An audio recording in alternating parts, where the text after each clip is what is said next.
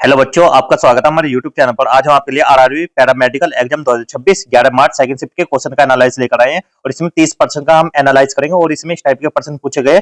प्रसिद्ध अलाई दरवाजे का निर्माण किस शासक ने कराया? ग्रोथ हार्मोन का स्राव कौन सी ग्रंथि करती है?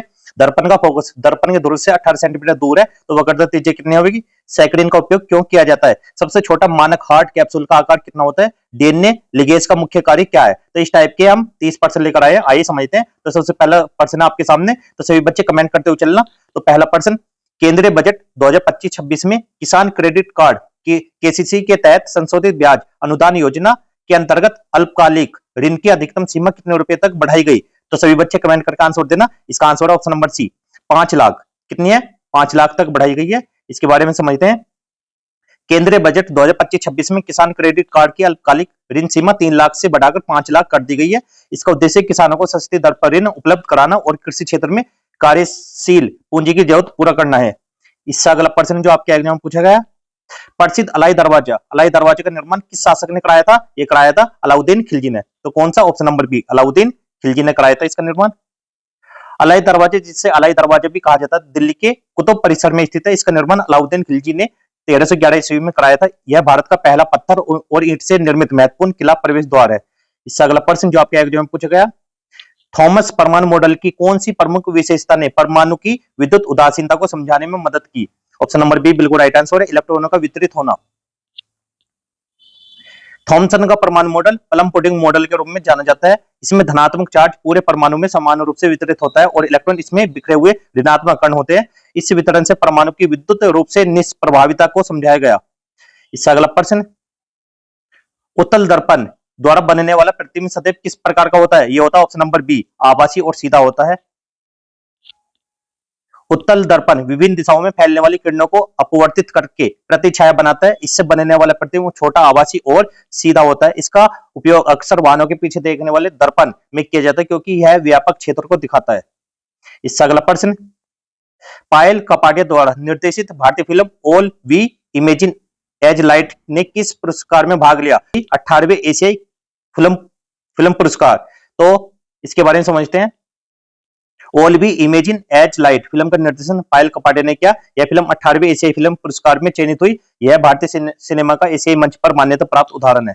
इससे अगला प्रश्न, 1908 में खुदीराम बोस और प्रफुल्ल चाकी द्वारा मुजफ्फरपुर में फेंकी गई बम का मुख्य लक्ष्य कौन था? यह था option number B, magistrate Douglas Kingsford. Khudiram Bose और प्रफुल्ल चाकी ने 1908 में मुजफ्फरपुर में बम फेंका। उनका उद्देश्य था मजिस्ट्रेट डगलस किंग्सफोर्ड को लक्षित करना, और जो ब्रिटिश प्रशासन का अधिकारी था। इस घटना ने भारतीय स्वतंत्रता संग्राम में क्रांतिकारी की वीरता को उजागर किया।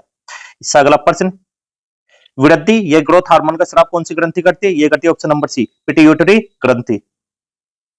पिट्यूटरी ग्रंथि को मास्टर ग्रंथि कहा जाता है। ये ग्रंथि वृद्धि हार्मोन का स्राव करती है। जीएच ग्रोथ हार्मोन शरीर की हड्डियां और मांसपेशियों की वृद्धि में मुख्य भूमिका निभाता है। इससे अगला प्रश्न, वसा संग्रहित करने वाला वसा ऊतक मुख्यतः कहां पाया जाता है? यह पाया जाता है ऑप्शन नंबर बी, त्वचा के नीचे। वसा ऊतक ऊर्जा भंडारण और सुरक्षा व शरीर को गर्म रखने के लिए जिम्मेदार होता है। यह मुख्य रूप से त्वचा के नीचे स्थित होता है। अतिरिक्त कार्य अंगों को सुरक्षा प्रदान करना और शरीर के आकार को बनाए रखना। इससे अगला प्रश्न, एक गोली दर्पण का फोकस दर्पण के ध्रुव से 18 सेंटीमीटर दूरी पर, दर्पण के ध्रुव से वक्रता केंद्र की स्थिति कितनी होगी? तो यहाँ पर क्या एक फॉर्मूला होता है, दूरी दे रखी है यहाँ पर, एफ 2f बराबर क्या होता है? आर।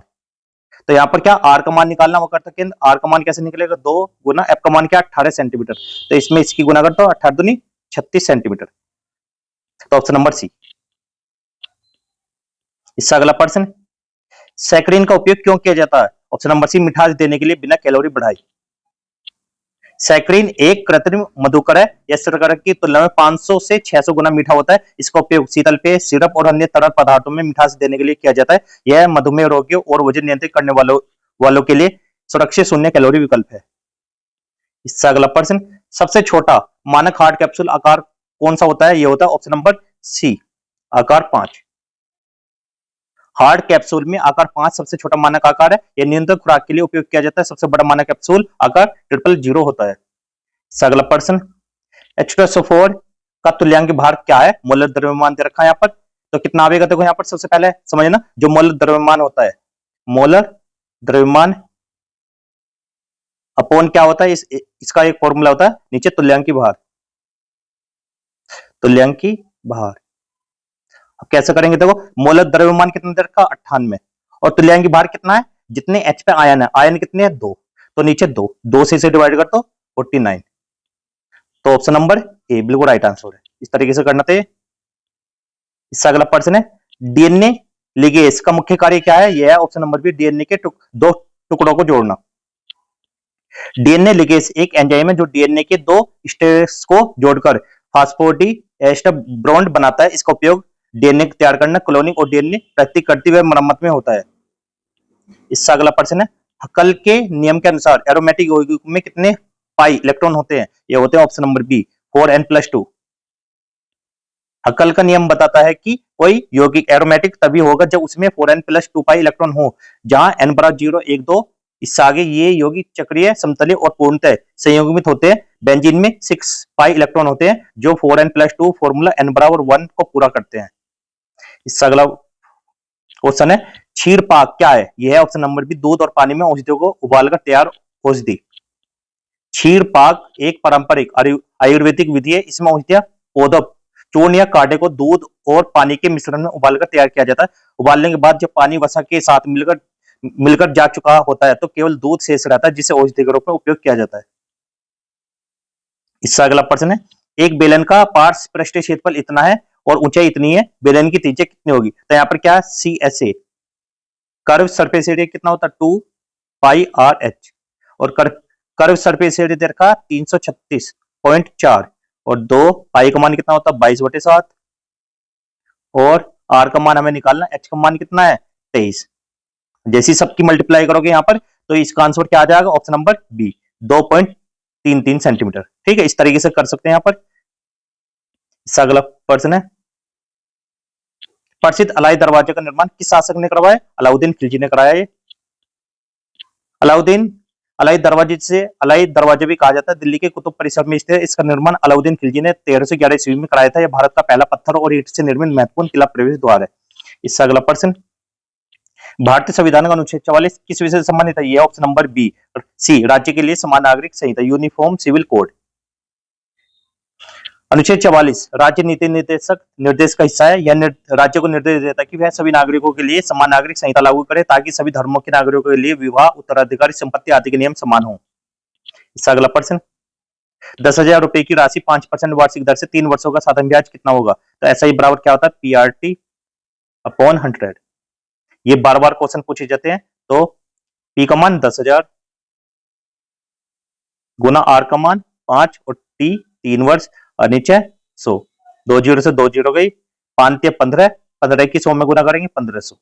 तो ऑप्शन नंबर ए बिल्कुल राइट आंसर है। इससे अगला प्रश्न है, बाईं और दाईं धमनी के बीच पतला विभाजन क्या कहलाता है, ये कहलाता है ऑप्शन नंबर डी अरेटेरियल सेप्टम। हृदय में बाईं और दाईं लेफ्ट धमनियां रक्त प्रवाह के अलग अलग मार्ग हैं, इनके बीच का पतला विभाजन आर्टेरियल सेप्टम कहलाता है। यह विभाजन रक्त को दोनों पक्षों में मिश्रित होने से रोकता है और हृदय की दक्षता बनाए रखता है। इससे अगला प्रश्न है, रेडियो एक्टिव एंटीबॉडी का मुख्य उपयोग क्या है, यह है ऑप्शन नंबर बी कैंसर कोशिकाओं का पता लगाने और इलाज में। रेडियो एक्टिव एंटीबॉडी विशिष्ट रूप से कैंसर कोशिकाओं या उनके प्रतिजनों से जुड़ती है। ये रेडियोधर्मी आइसोटोप के माध्यम से विकिरण उत्सर्जित करते हैं। इनका उपयोग कैंसर निदान और उपचार में किया जाता है। यह तरीका निष्क्रिय हेल्थी कोशिकाओं को कम नुकसान पहुंचाते हैं, लक्षित कैंसर कोशिकाओं पर असर करता है। इससे अगला प्रश्न, एक प्रतिरोध R बराबर 5 ये धारा प्रवाहित हो रही तो कुल विभवांतर कितना होगा, तो V बराबर क्या होता है IR फॉर्मूला होता है।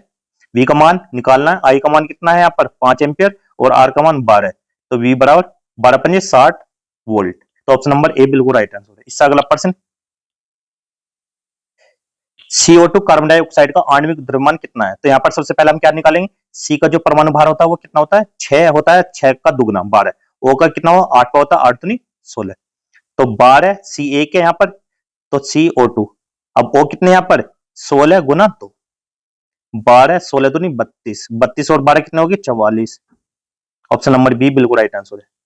इससे अगला प्रश्न है, अम्ल और क्षार की अभिक्रिया का सामान्य रूप क्या है, ये ऑप्शन नंबर ए अम्ल प्लस क्षार बराबर लवण और जल बनता है।